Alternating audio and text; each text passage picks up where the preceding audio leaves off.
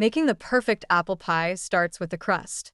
Use cold butter and ice water for a flaky texture.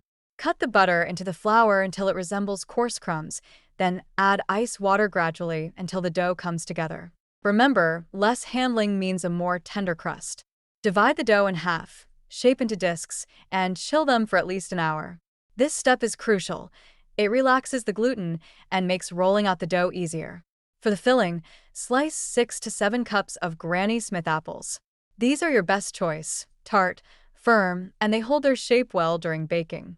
Toss the apples with lemon juice to prevent browning. Mix in a blend of white and brown sugar, cinnamon, nutmeg, and a touch of flour to thicken the filling. Don't forget to adjust the sugar depending on how tart your apples are. Roll out the first disc of dough on a floured surface. Drape it over your pie dish, letting the edges overhang. Fill it with your apple mixture, then with small pieces of butter. This adds richness to the filling.